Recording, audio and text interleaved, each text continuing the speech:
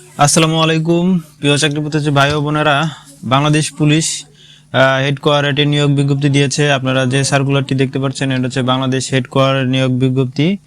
আর যারা এখানে আবেদন করতে চান তারা অবশ্যই আমাদের আজকের এই সম্পূর্ণ ভিডিওটি দেখবেন। দেখুন এখানে সার্কুলার প্রকাশ পেয়েছে কিন্তু 7 ডিসেম্বর 2025-এ। আপনারা যারা এই সার্কুলারটি এখনো পান নাই বা বিস্তারিত জানেন না, সম্পূর্ণ ভিডিওটি দেখুন আপনারা, তাহলে সম্পূর্ণ বিস্তারিত জানতে পারবেন এখানে কিভাবে আবেদন করবেন এবং কি কোন প্রসেসের মাধ্যমে আবেদন প্রক্রিয়া সম্পূর্ণ করে এবং পেমেন্ট করবেন, কিভাবে কবে থেকে আবেদন শুরু, সম্পূর্ণ বিস্তারিত তুলে ধরবো আজকের এই ভিডিওতে। বন্ধুরা তার আগে অবশ্যই ভিডিও অল জবস নোটিশ চ্যানেলটি অবশ্যই সাবস্ক্রাইব করবেন এবং সেই সাথে চ্যানেলের বিভিন্ন ধরনের ভিডিও রয়েছে সেগুলো দেখবেন। এবং আপনারা যদি এই বাংলাদেশের যে কোনো জব সার্কুলারের নিয়োগ বিজ্ঞপ্তি প্রকাশ পান তাহলে অবশ্যই আমাদের এই চ্যানেলে পেয়ে যাবেন। বন্ধুরা অবশ্যই চ্যানেলটি সাবস্ক্রাইব করুন, সেই সাথে বেল আইকনটি ক্লিক করে চ্যানেলের পাশে থাকুন। বন্ধুরা চলে যায় হচ্ছে আমাদের মূল সার্কুলারে দেওয়া আছে Bangladesh police industrial police headquarter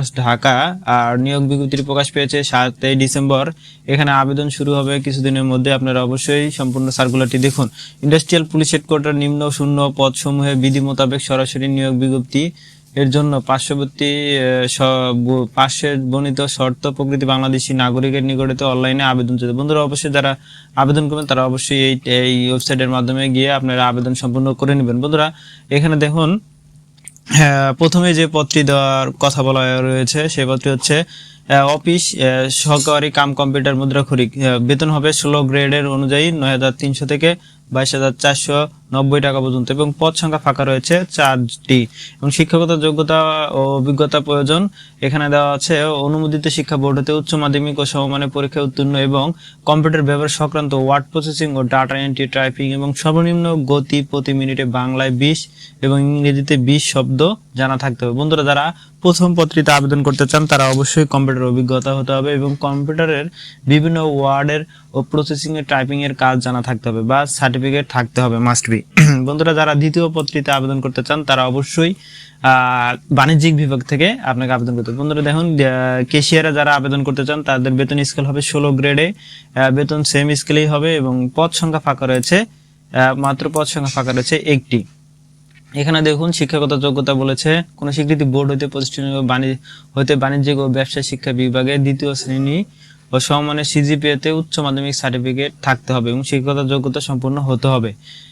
বন্ধুরা যারা এই দুইটি পদে আবেদন করতে চান তারা অবশ্যই সেই যোগ্যতা অনুযায়ী আবেদন করুন। দেখুন বাংলাদেশের পুলিশের যে হেডকোয়ার্টার ইন্ডাস্ট্রিয়াল আপনি কাজ করতে পারবেন। অবশ্যই বাংলাদেশ সরকারি চাকরিজীবীদের মতো একদম সম্পূর্ণ সরকারি চাকরিজীবী আপনারা যারা আবেদন করবেন অবশ্যই এই যে আবেদনের নিয়ম শর্তাবলী আবেদন পূরণ ও পরীক্ষার অংশগ্রহণের ক্ষেত্রেই অনুসরণ করতে হবে। বন্ধুরা দেখুন এখানে আবেদন প্রক্রিয়া প্রসেস সম্পর্কে আপনাকে বিস্তারিত বলে দিয়েছে, আপনারা চাইলে এখানে আবেদন করতে পারেন। দেখুন ক নাম্বার যে উভয় প্রার্থী অবশ্যই 18 থেকে 32 বছরের হতে হবে।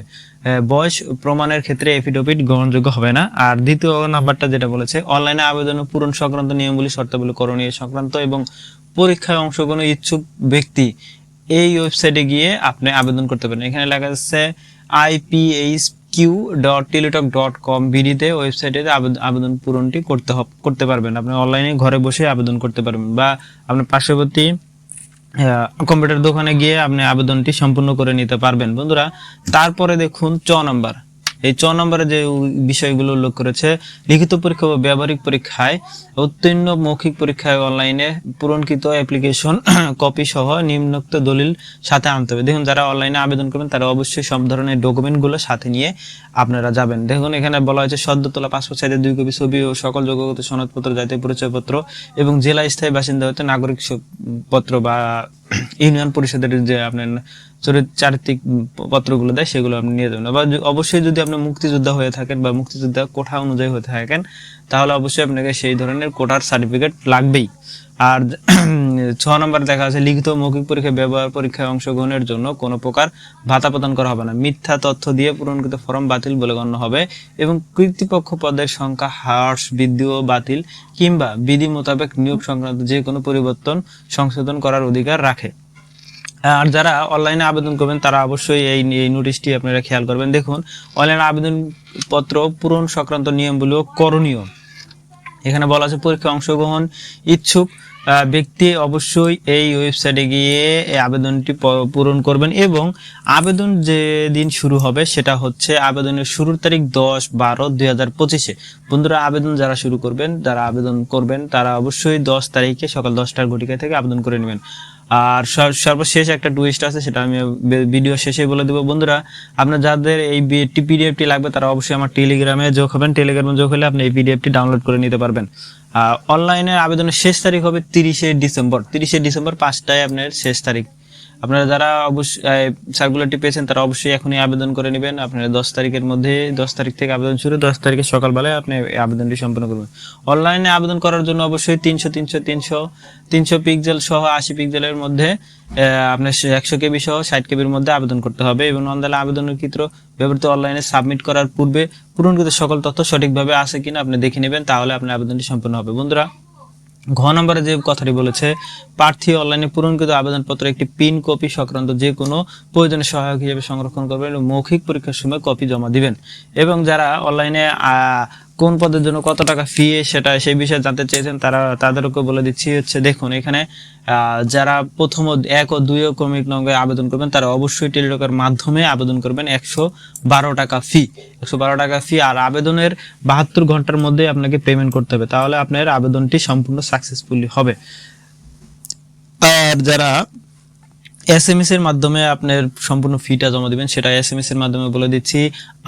SMS অপশনে গিয়ে IPHQ লিখে স্পেস লিখে ইউজার আইডি লিখে দিবেন আর সেন্ড করে দিবেন 16222 নম্বরে, তাহলে আপনার আবেদনটি সম্পূর্ণ হবে এবং আবেদন ফিটি কেটে নেবে 112 টাকা।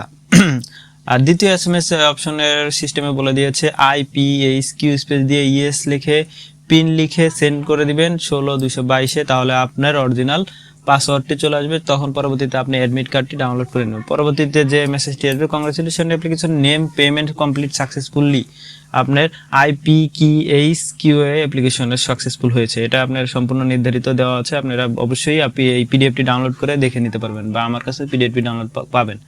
আর জ নম্বরে বলেছে শুধুমাত্র টেলিটক প্রিপেড মাধ্যমে এই SMS-টি সাকসেসফুল ও পাসওয়ার্ড পুনরায় আপনি রিকভারি করতে পারবেন এবং পাসওয়ার্ড পিন সেট আপ করতে পারবেন। বন্ধুরা, অবশ্যই আমাদের এই চ্যানেলটি সাবস্ক্রাইব করে দেবেন এবং সর্বশেষ যে কথা বলেছে, শেষ তারিখ ও সময়ের অপেক্ষা না করে হাতে যথেষ্ট সময় নিয়ে আবেদনকারীকে আবেদন পূরণ করে আবেদন ফি জমা দেওয়ার পরামর্শ দেওয়া হচ্ছে। বন্ধুরা, অবশ্যই আপনারা এই বিষয়ে আবেদন করবেন এবং বাংলাদেশের পুলিশ হেডকোয়ার্টারে আবেদনটি সম্পূর্ণ করে নেবেন। বন্ধুরা, আজকে আমাদের এই চ্যানেলটি